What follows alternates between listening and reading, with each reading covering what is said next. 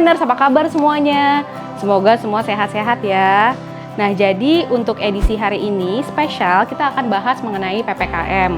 Seperti yang kita ketahui bahwa sudah hampir 2 tahun pandemi COVID berjalan dan tentunya ada efek terhadap bangsa kita maupun seluruh dunia.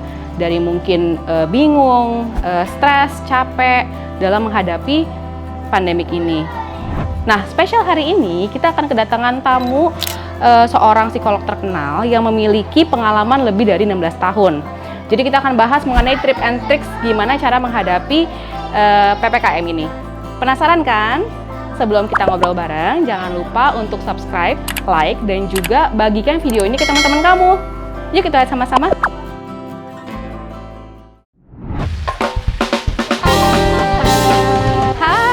Lisa, apa kabar? Ya ampun, sehat ya? Muah, muah. Alhamdulillah sehat. Alhamdulillah sehat ya. Nah, jadi Primeliners, hari ini kita akan ketemu sama Mbak Lisa Marieli Japri. Nah, yang merupakan kakak ipar saya sendiri kebetulan. Jadi Mbak Lisa ini adalah seorang praktisi psikologis dan juga hipnoterapis dan juga life coach. Dan sudah 16 tahun menjadi seorang psikolog klinis di Rumah Sakit Khusus Kesehatan Mental Dharma Wangsa di Jakarta Selatan. Nah, Mbak Lisa ini tuh juga aktif menjadi seorang pembicara, trainer, dan konsultan ahli psikologis. Dan Mbak Lisa sendiri adalah merupakan ibu dari 4 orang anak, 3 laki-laki dan 1 perempuan. Iya, alhamdulillah bisa ketemu di sini. Iya. Biasanya kita terakhir berarti minggu lalu ya. Iya. Karena PPKM kayak gini jadi susah ketemu ya. Kalau dulu kan lebih sering, jadi beda rumah pula, Primeliners ya. Jadi kita ketemuannya tiba-tiba begini, seneng banget. Senang banget. Nah, jadi pas banget nih ketemu Mbak Lisa di masa PPKM kayak gini. Kita tuh pengen membantu Primeliners juga nih biar apa sih tips-tipsnya gitu ya, lagi masa PPKM ini susah ketemu, belum dari lockdown harus work from home. Terus juga karyawan-karyawan yang pendapatannya menurun atau bahkan omsetnya menurun, dan juga sampai misalkan nih mereka juga terkena COVID gitu. Nah, itu tuh kira-kira kiat-kiatnya apa sih Mbak? Maksudnya pengen tahu aja sih selama PPKM ini Mbak Lisa tuh ada pengalaman ketemu sama pasien-pasiennya seperti apa? Ya memang kondisi pandemi ini kan nggak mudah ya. Itu udah berjalan mau 2 tahun pula. Bener, gitu. bener. Jadi kita mungkin ya paling sebulan 2 bulan ya, habis itu bisa balik. Terus biasanya nih yang kalau aku perhatikan nih, udah 6 bulan tuh pada mulai, kok nggak kelar-kelar sih? Gitu kan, Iya. sampai kapan nih gitu kan. Nah itu mereka tuh biasanya udah mulai muncul tuh yang paling banyak tuh gangguan kecemasan gitu kan. Anxiety itu berarti ya Mbak ya? Anxiety, Oke. gitu kan, dimana mereka, karena kita ini kan unpredictable. Betul. Kita tuh sebagai secara psikologis kita tuh manusia yang mencari keamanan, kenyamanan, dan kestabilan gitu. Nah ketika ada hal yang kita rasa nggak bisa kita pegang, nggak bisa kita prediksi, Langsung gitu ya, cemas. langsung cemas Keluar. gitu. Kalau katakan ini adalah pandemi cacar gitu kan, atau tipes gitu kan, kita bisa prediksi, oh kalau cacar tuh step-stepnya apa aja nih, harus ngapain itu udah terprediksi. Oke. Satu dunia sama sekali nggak ada SOP-nya. Benar. Karena pertama kali di dekade ini ya kayaknya ya. Gitu kan, jadi ini mesti gimana, terus saya harus gimana, terus belum lagi pada saat yang bersamaan perubahan pola hidup kan. Anak-anak yang biasa sekolah jadi harus di rumah terus, orang dewasa yang biasa harus mungkin ke kantor atau beraktivitas lah, paling tidak tiba-tiba jadi harus di rumah terus gitu kan. Yang kayak kalau kita ibu gitu ya, tiba-tiba mungkin bekerja juga, ngurus rumah, ngurus anak, jadi pengajar, wah tiba-tiba tuh Langsung semuanya digabung jadi pada satu. saat yang bersamaan gitu Iya. kan. Kalau kayak guru segala macam yang tadi jam kerjanya normal, jam sekolah, sekarang bisa tuh tengah malam tau-tau di WhatsApp ditanya, kemudian dia harus mempersiapkan materi-materi daring. Nah itu kan jadi perubahan hidup yang cukup besar. Iya. Kadang-kadang kalau kita nggak punya kemampuan adaptasi yang baik, itu yang bisa goyah tuh. Nah itu mulai gangguan kecemasan, gangguan tidur, bisa juga gangguan emosi, marah-marah atau tiba-tiba nangis, depresi nggak jelas. Nah, itu biasanya kendala-kendalanya seperti itu sih tantangannya. Oke, jadi itu yang dialami oleh orang dewasa ya Mbak Lisa ya. Nah, kebetulan juga pasti banyak banget di Primeliners mengalami anxiety atau depresi seperti itu. Nah, biasanya tuh kiat-kiat untuk menghadapi ketika si anxiety itu tuh datang itu gimana sih Mbak? Pertama sih memang harus diperhatikan apakah kondisi cemasnya ini masih bisa dikelola sendiri atau Oke. tidak, gitu kan. Kalau misalnya masih bisa, mungkin biasanya yang kita sarankan adalah coba tetap mengadakan kontak sosial. Walaupun mungkin ya masih terbatas ya preman. Jadi kayak melalui Zoom, daring, gitu kan. Terus habis itu chatting mungkin, Iya. atau mungkin ketemuan tapi jaraknya jauh, gitu kan, sekedar yang seperti itu.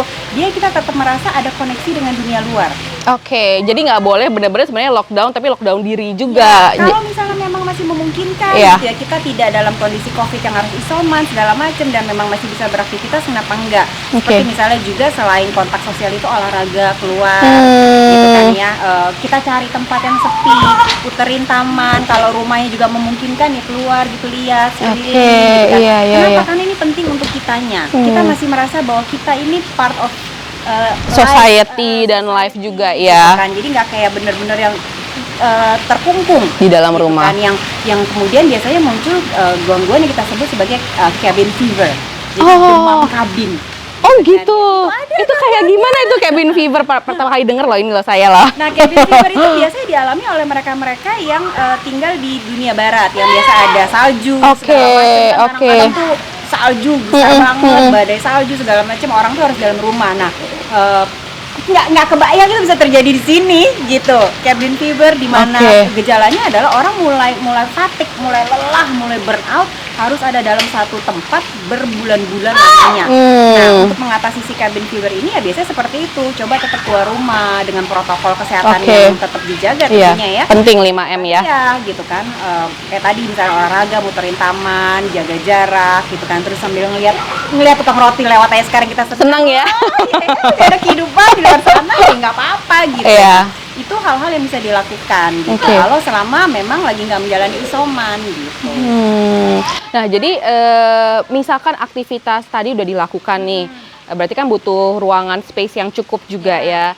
Nah, misalkan sudah dilakukan tapi masih stres juga, apakah memang harus tadi mungkin ada life coaching atau hipnoterapi?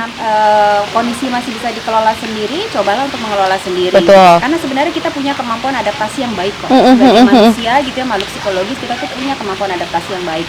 Cuman karena kadang-kadang ekspektasi terlalu tinggi, tuntutan yang terlalu tinggi juga gitu mengakibatkan itu jadi ada tambahan stres yang berlebihan. Nah, kalau sudah berlebihan seperti ini dan memang tidak bisa dikelola sendiri, biasanya ciri-cirinya apa? Ciri-cirinya yang paling jadi alarm gitu ya, bendera merah banget kalau sudah ada kecenderungan harming, entah self harm, menyakiti diri sendiri, atau others. Oh gitu, jadi bisa ya, jadi saking stresnya tuh bukan cuma ke diri kita, tapi kita mulai mengeluarkannya ke orang lain ketika kita atau sekitar kita. Dengan baik, kadang-kadang tuh ada orang yang kan frustasi, terus juga jedor. Waduh, jangan ya, bahaya ya. Jangan. Makanya ini harus diperhatikan. Kalau sudah sampai ada kelakuan harming, menyakiti, mungkin sudah butuh bantuan profesional. Ya, nah selain harming others itu, lampu merah berikutnya 2 dan 3 itu adalah perubahan pola makan dan perubahan pola tidur yang signifikan banget. Jadi bisa berkurang banget atau bertambah banget. Jadi malahan tidur terus-menerus tuh juga merupakan tanda bahwa ada sesuatu. Dia lagi stres. Gitu. Karena ada gangguan yang namanya kita bilang insomnia, tidak bisa tidur sama sekali. Kan? Atau hipersomnia. Pernah nggak ada kondisi-kondisi udah tidur 20 jam, 23 jam, tiba-tiba bangun tuh masih lelah banget, jangan-jangan lagi stres. Begitu pula dengan makan. Ada orang yang ketika stres tidak bisa makan, ada orang yang pada saat stres malah makan terus. Jadi emotional eater. Kayaknya saya emotional eaters deh, Nah, itu harus diperhatikan. Apakah ada perubahan pola makan dan perubahan tidur yang cukup signifikan? Kalau misalnya udah nggak tidur berhari-hari atau tidur 20 jam, 23 jam terus-terusan, jangan-jangan butuh bantuan. Gitu kan? Apakah kemudian begitu pula dengan makan? Apakah jadi nggak bisa makan? Sama sekali atau kebanyakan makan? Gitu kan? Karena kalau kebanyakan makan misalnya jadi kolesterol, jadi apalagi kalau makannya gula, kan bisa tiba-tiba ada kondisi fisik tubuh yang terganggu sekali. Nah, ini harus diperhatikan apakah sudah butuh intervensi bantuan dari profesional atau tidak. Bentuknya apa? Bentuknya bisa psikolog, bisa life coach, bisa terapis, bisa psikiater. Psikiater dalam arti kalau misalnya dirasa sudah dibutuhkan intervensi medik obat gitu kan. Karena ketika kita lagi dalam kondisi yang kacau sekali, itu kadang-kadang ada kimiawi hormon otak itu yang bergejolak. Gitu kan, dan itu udah nggak karu-karuan dan itu biasanya memang butuh intervensi bantuan obat-obatan. Jadi kalau misalkan udah merasa itu sebaiknya orang-orang sekitarnya membuat biar sadar gitu ya Mbak ya. Gitu. Oke. Kadang-kadang memang yang bisa menyadari itu adalah orang-orang sekitarnya. Kamu kenapa sih? Kamu udah nggak tidur loh. Biasanya tuh kalau udah nggak tidur 3 hari tuh itu mulai ada halusinasi tuh. Udah mulai ngeliat yang aneh-aneh. Ya kita kalau nggak tidur sehari Pasti, aja kan pasti, pusing, Bah. gitu kan. Biasanya 3 hari tuh udah mulai halusinasi, denger, lihat apa gitu. Nah ini yang biasanya orang sekitarnya, kamu udah nggak tidur loh, gitu kan. Atau dia ada penambahan berat badan atau berat badan yang kurus tiba-tiba gitu kan. Itu bisa kita coba yuk ketemu profesional, mau nggak gitu. Oke, jadi sangat penting sebenarnya di masa PPKM ini kita tetap menjaga aktivitas seperti normal ya, dari bangun pagi, terus bangun pagi juga tadi harus ditambah juga dengan berjemur, tentunya. olahraga, terus makannya juga teratur dan sebenarnya menjalankan aktivitas seperti biasa, hanya agak terbatas saja gitu ya. Untuk tetap merasa kita masih bagian dari hidup dan society itu menjadi penting. Jadi kita yang menjadi kendala adalah ketika kita mulai merasa disconnected, terputus gitu. Nah ini yang akhirnya secara psikologis kita mulai kayak terpisah dari hidup, dari dunia gitu kan. Nah itu yang lambat laun tuh mulai muncul gangguan-gangguan berikutnya biasanya. Oke, wah menarik banget ya. Jadi buat kamu nih yang merasa ada gangguan-gangguan seperti itu, coba segera diskusi sama orang terdekatnya dan dicarikan nanti solusinya, seperti itu ya Mbak. Nah itu kan untuk orang dewasa. Ya. Saya juga kebetulan kan ya punya anak 2 ya. Ini anak 4, ini anak 2. Nah itu tuh juga pasti sekolah dari rumah. Nah sekolah dari rumah, aktivitas dari rumah, akhirnya juga banyak sekali untuk main game, main gadget. Nah itu cara ngakalinnya tuh gimana tuh Mbak? Biar nggak terlalu game terus. Kita kan juga gadget tuh nggak bagus ya, maksudnya kalau misalkan terlalu banyak ya. Memang harus dipahami, anak-anak ini kan apalagi kita aja orang dewasa mengalami kesulitan beradaptasi dengan kondisi pandemi ini, apalagi anak-anak yang belum punya kemampuan yang baik untuk curhat, untuk mengungkapkan dia rasain apa, dia pikirkan apa gitu. Jadi kadang-kadang tuh keluarnya dari bentuk-bentuk yang ngelawan atau capek, nggak mau ngerjain sesuatu gitu kan, yang kita sebut sebagai burnout. Dimana sebenarnya burnout itu tidak hanya dialami oleh anak kecil gitu kan, orang dewasa pun mengalami. Gitu. Jadi gejala-gejala yang baru sekarang, gangguan-gangguan yang baru muncul tuh ada cabin fever tadi yang saya bahas, ada pandemic burnout, jadi bukan sekedar burnout ya, tapi pandemic burnout gitu kan, dan itu juga dialami oleh anak-anak. Mereka biasanya ke sekolah, have fun gitu kan, lompat-lompatan, ketemu teman, interaksi, ada pelajaran olahraga, tiba-tiba enggak gitu kan. Nah ini harus diakomodir sebenarnya sama kita orang dewasa, caretaker dia di rumah. Kita nggak hanya bisa sekedar mengatakan jangan main gadget gitu kan. Pertama karena susah, kondisinya sekarang sekolah juga daring gitu kan. Jadi yang biasanya gadget bisa diatur pemakaiannya, tiba-tiba sekarang kan tapi aku mesti ngeliat sekolah, kan aku mesti ngeliat ujian, aku harus submit ujian. Selalu ada alasan-alasan betul. Gitu. Nah benar gitu ya, coba kita perhatikan, belajar untuk biasanya adalah yang kita sarankan adalah orang tua harus mendampingi, apalagi untuk anak-anak yang lebih kecil ya, biasanya masih SD gitu kan. Apakah benar dia submit tugasnya? Apakah kemudian jangan-jangan dia scroll yang lain nih gitu ya kan? Itu sering banget tuh, jadi katanya lagi ngerjain tugas tapi ternyata dia main Roblox. Itu sering banget tuh, memang harus diawasin ya gitu. Jadi harus diawasi, itu yang pertama. Yang kedua, biasanya nanti kemudian ada regulasi peraturan yang harus ditegakkan. Kalau di rumah kita gitu biasanya gitu, pokoknya habis waktu sekolah gitu kan semua gadget tutup. Jadi memang benar-benar hanya waktu sekolah saja. Dan kita kan tahu tuh waktu sekolah sampai jam berapa gitu. Nanti kalau misalnya, tapi kan fleksibel. Tapi jam 2 aku harus ada klub gitu kan, ada ekskul. Tapi nanti aku jam sekian harus ngumpulin tugas. Ayo gitu. Oh ya nggak apa-apa gitu. Tapi nanti ngumpulin tugas berapa lama sih paling gitu kan? Setengah jam lah kita kasih fleksibelnya. Lewat dari itu tutup lagi gitu kan. Dan kemudian mereka baru benar-benar dalam tanda kutip agak bebas gitu kan ya, bermain gadget itu biasanya adalah weekend.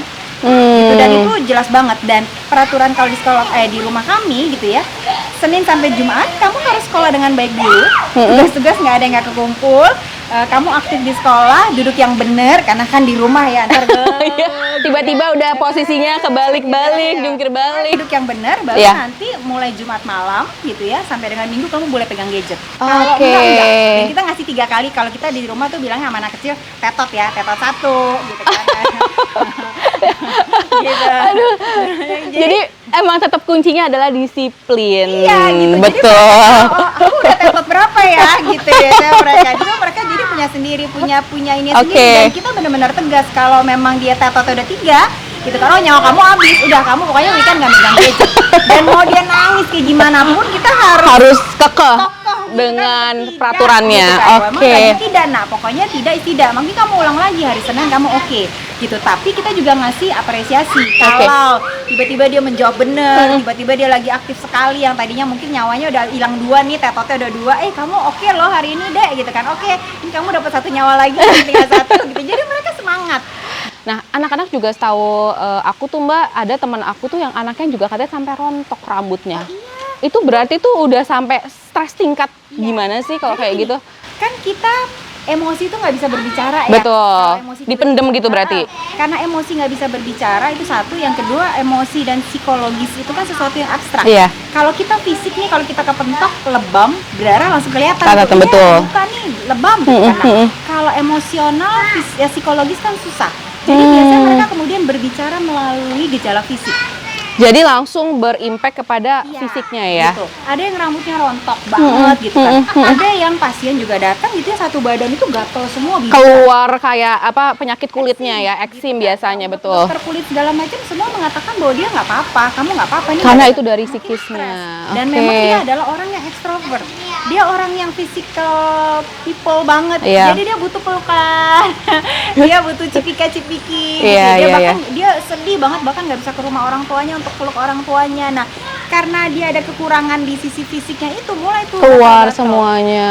Gitu. Wow. Nah, itu juga jadi perhatikan juga kalau udah mulai ada respon fisik seperti itu, jangan-jangan itu teriakan dari dalam bahwa kamu lagi stres. Oke, oke. Wah, Waduh, seru banget nih ngobrol sama Mbak Lisanya. Jadi kita udah bicara mengenai gejala stres kepada orang dewasa, terus kepada anak-anak, dan sekarang yang ketiga ini justru yang paling banyak dialami juga, karena kan juga banyak banget pasti teman-teman yang terkena COVID, terpapar COVID, dan dia harus isolasi mandiri, atau misalkan bahkan sampai kehilangan orang terdekatnya. Nah, itu kira-kira tuh menurut Mbak Lisa gimana? Apa yang bisa dilakukan untuk dia mengatasi rasa stresnya juga? Jadi memang itu pasti kondisi yang sangat menantang Iya. banget. Terus habis itu tidak mudah gitu kan ya, tapi bukan berarti tidak bisa dilalui. Gitu. Yang bisa dilakukan pertama kali sebenarnya adalah menikmati dulu proses itu. Proses itu dalam arti bahwa apakah dia lagi kaget gitu kan, nggak mungkin lah nggak kaget. Jadi dia harus menerima dulu ya? Ya gitu, dirasakan aja dulu gitu. Oh ya, ini aku lagi kaget nih, oh ya aku lagi takut nih, oh ya aku lagi cemas banget nih, aku kena COVID nih, atau misalnya aku lagi berduka banget nih, keluarga terdekatku, orang-orang aku yang sayangin ini meninggal nih gitu. Jadi nikmati dulu gitu kan. Jadi kemudian dirasakan sampai kemudian belajar untuk menerima, tidak hanya sekedar menerima, tapi kemudian proaktif, aku mau ngapain setelah ini. Jadi next step-nya harus ngapain gitu ya? Gitu kan, oh ya udah ya udah, misalnya ayah sudah meninggal nih gitu kan, sekarang aku gimana ya, aku masih berduka tapi boleh yuk kita balik kerja yuk. Iya. Ini udah seminggu nih, yuk coba yuk kita balik kerja yuk, ngapain yuk gitu. Jadi mulai menerima sisi tersebut yang lagi penuh tantangan, tapi di sisi lain juga ada kekuatan dari dalam diri untuk melakukan sesuatu akan hal itu. Oke. Nah, karena kenapa? Karena kalau kita hanya sekedar menerima dan menikmati, nangis-nangis doang, marah doang, cemas doang, Tapi nanti dia terlalu lama di sana terlalu ya? lama, dan kemudian nggak ngapa-ngapain, nanti ada bagian dalam dirinya yang kemudian belajar helpless. Kan aku nggak bisa ngapa-ngapain kan bener kan, aku cuma bisa begini, ya udahlah mau ngapain lagi, ya udahlah diem aja lah gitu. Jadi dalam tanda kutip belajar helpless, ada di psikologi itu namanya learn helplessness. Oke. Gitu. Dia Itu belajar apa tuh Mbak? untuk nggak berdaya. Dia belajar untuk ya udah deh gitu kan, memang nggak bisa, mau diapain sih, udahlah aku sini, apapun yang aku lakukan nggak ada gunanya kok. Learn helplessness itu sebenarnya adalah kondisi yang kurang baik, karena dia akhirnya jadi belajar untuk tidak berdaya. Tidak tahu bagaimana cara menghadapi keadaan Nah, itu. kalau ini diteruskan, dia kayak orang jadi orang apatis. Iya kan, bener kan, aku nggak bisa ngapa-ngapain, terus ngapain gitu kan, apapun yang aku mau prokes kayak gimana, buktinya aku tetap kena COVID. Padahal yang harus kita sadari adalah bahwa kadang-kadang dalam hidup gitu kan ya ada kejadian yang di luar kontrol kita. Oke. Bisa aja kita sudah jaga prokes sedemikian rupa, kita sudah makan sehat, kita sudah olahraga, tapi tiba-tiba Tetap kena juga. Iya. gitu kan. Nah, bisa nggak kita menerima itu, tapi kemudian juga bersikap aktif, proaktif melakukan sesuatu. Misal, kalau misalnya lagi harus isoman, ya aku harus isoman sih.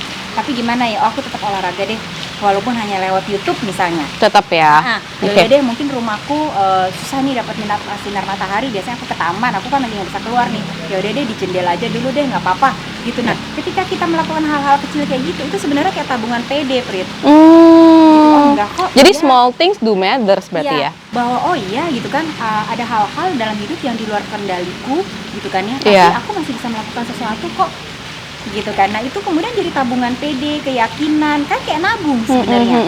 Ini menarik banget loh. Nah, akhirnya lama-lama Iya. dia jadi kemudian belajar untuk oh iya aku bisa kok, nggak apa-apa, kadang-kadang ada badai dalam hidup, mungkin aku harus kelelep nih, kapalku karam, tapi gimana caranya kepalaku tetap di atas air nih gitu. Nah itu adalah tabungan-tabungan yang nggak dadakan ada gitu. Itu kita miliki Pelan-pelan ya, dipupuk. pelan-pelan, iya dipupuk kecil-kecil.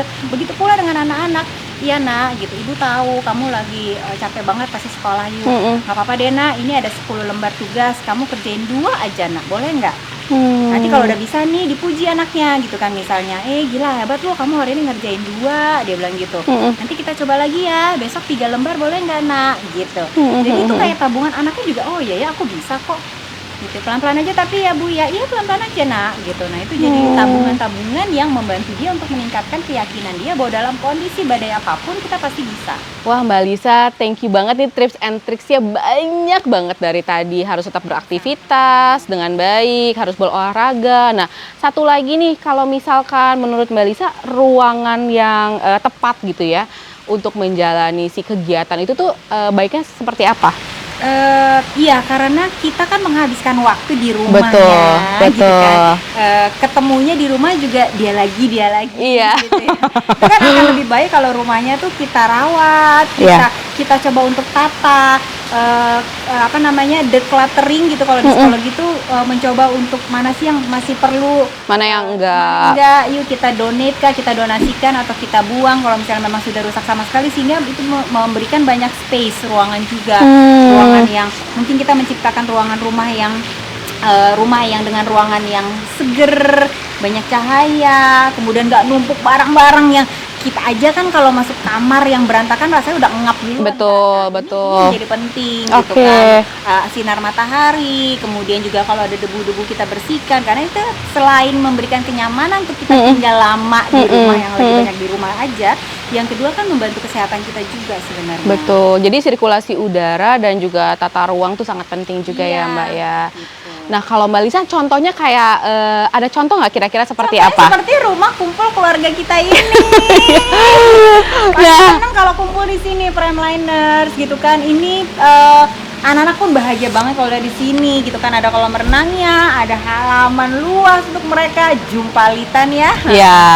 Entah itu lagi terik matahari, lagi becek abis hujan, mereka sih tetap aja sih guling-gulingan gitu kan. Nah, ruangan kayak gini, rumah kayak gini sebenarnya yang enak banget untuk dalam kondisi pandemi seperti sekarang ini. Oke. Nah rumah ini nih, rumah kumpul keluarga ini spesifikasinya gimana Mbak? Rumah ini luas tanahnya 1000 meter persegi, luas bangunannya 500 meter persegi. Oke. Dengan 4 kamar tidur, kemudian 3 kamar mandi, ada 3 kamar pembantu dan 2 kamar mandi pembantu. Wow.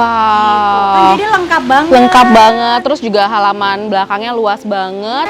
Ada swimming pool juga ya. Swimming pool di mana anak-anak, orang dewasa juga bisa tetap bermain, berolahraga gitu kan ya, sambil jemuran tentunya. Nah dengan luas tanah yang luas banget, terus juga tadi dengan speknya itu tuh bisa banget beraktivitas hanya di rumah aja, nyaman banget ya Mbak. Nggak perlu kemana-mana, cukup di rumah aja tuh udah bisa yang ngelakuin semuanya, dari olahraga, dari bermain, bercocok tanam, semualah pokoknya, kumpul keluarga. Nah kalau boleh tahu nih Mbak, misalkan dijual gitu ya, dan apakah memang dijual, ini kira-kira buka harganya berapa sih Mbak? 12M. Oh gitu. Untuk fasilitas yang semua ada loh. Iya, nego ya, itu masih nego ya. Dimana ya itu tadi kita bisa ngelakuin aktivitas apapun gitu kan ya, dalam kondisi pandemi ini yang memang pusatnya adalah di rumah tanpa perlu kemana-mana gitu kan ya, dan kita masih bisa dapatkan quality time dengan keluarga. Wah menarik banget sih. Nah buat kamu yang tertarik untuk menanyakan lebih lanjut mengenai rumah ini, bisa langsung tanya kepada kita di Instagramnya Harcourts Property @harcourtsproperty. Nah juga untuk kamu semua nih yang tadi misalkan masih ada masalah psikologis, stres, atau misalkan depresi, itu juga bisa langsung tanya ke Mbak Lisa langsung sebagai pakar psikologisnya. Instagramnya @Lisa Japri. Japri. Liza Japri. Lisa Japri. Nah, terima kasih banget Mbak Lisa hari ini untuk ngobrol barengnya. Makasih banget untuk sharing-sharingnya. Kadang-kadang tuh sharing kayak gini tuh kayak ngingetin lagi. Oh iya ya. Ke diri sendiri juga ya. Gitu Prime Liner. Jadi ini menyenangkan sekali untuk ngobrol-ngobrol lagi. Iya, aduh thank you banget ya Mbak atas waktunya. Prime Liner juga semua sehat selalu. Nah, Prime Liner sampai di sini dulu perjumpaan kita. Terima kasih banyak udah nonton sampai habis dan nantikan juga video-video kita selanjutnya. Terima kasih, sampai jumpa.